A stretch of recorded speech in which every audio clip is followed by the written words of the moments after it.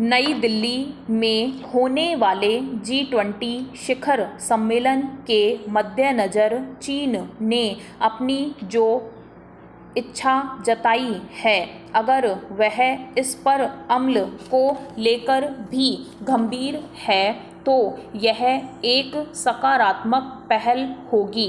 विडंबना यह है कि अंतर्राष्ट्रीय मंचों पर अपनी घोषणाओं और सरोकारों के प्रति चीन को शायद ज़्यादा ईमानदार होने की ज़रूरत है। दरअसल G20 शिखर सम्मेलन की कामयाबी के लिए चीन ने सभी पक्षों के साथ मिलकर काम करने को लेकर सहमति जाहिर की है।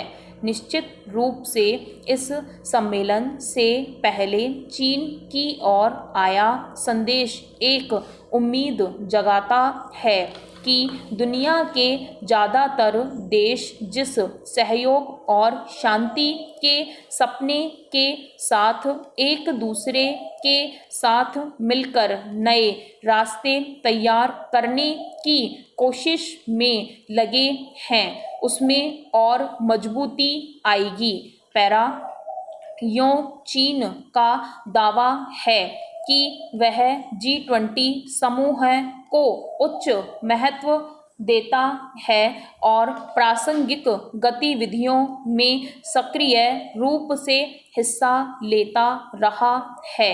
हालांकि हर बार नई दिल्ली में होने वाले आयोजन में पहले चीन के राष्ट्रपति शी जिनपिंग के आने की संभावना थी, लेकिन अब वे इसमें शामिल नहीं होंगे।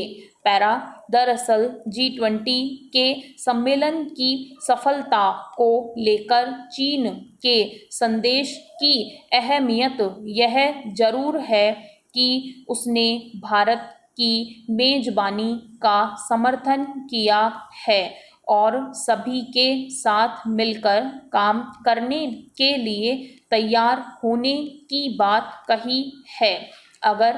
लेकिन केवल भारत के लिहाज से ही देखें तो पिछले कुछ समय से चीन ने जैसा रवैया अख्तियार किया हुआ है, वह अपने आप में यही दर्शाता है कि उसकी कथनी और करनी के बीच एक बड़ा फासला है। उदाहरण के लिए हाल ही में संपन्न ब्रिक्स सम्मेलन में भारत के प्रधानमंत्री के साथ चीन के राष्ट्रपति के मुलाकात के बाद यह उम्मीद बंधी थी कि सीमा पर नियंत्रण रेखा पर चल रहे विवाद और चीन की अन्य हरकतों पर लगाम लगेगी, लेकिन इसके कुछ ही दिन बाद चीन की ओर से जो मानक मानचित्र जारी हुआ, उसमें भारत के भी कुछ इलाकों को उसके भीतर दिखाया गया। इस मसले पर भारत ने तीखी आपत्ति भी जाहिर की। सवाल है कि अंतर्राष्ट्रीय मंचों पर समस्या के हल में सक्रिय सहभागिता करने और शांति की ओर कदम बढ़ाने की बात करते दिखने के कुछ ही दिन बाद उसे अपना रुख पलटने में कोई हिचक क्यों नहीं होती। ऐसे में उसके घोषित सरोकारों पर कितना भरोसा किया जाएगा।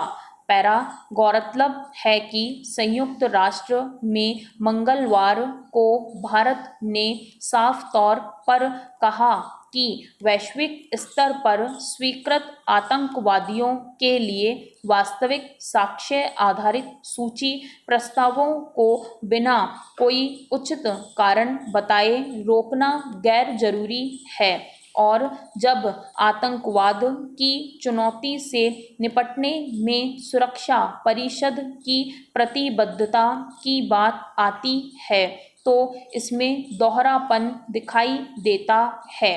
भारत के इस पक्ष का मजबूत आधार है कि संयुक्त राष्ट्र सुरक्षा परिषद प्रतिबंध समितियों की यह कार्यप्रणाली दरअसल सुरक्षा परिषद की ही विश्वसनीयता को नुकसान पहुंचा रही है।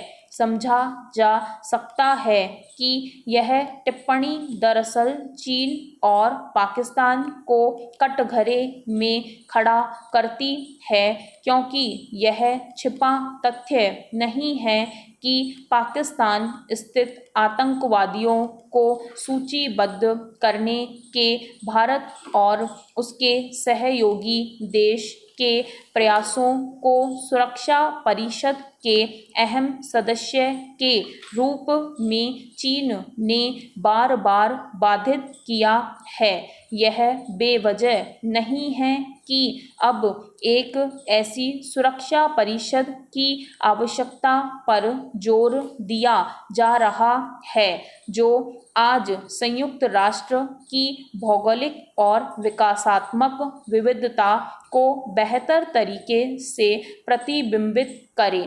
जाहिर है सार्वजनिक मंचों पर चीन जो इच्छा जताता है उस पर उसे ईमानदारी से अमल भी करना चाहिए। स्टॉप।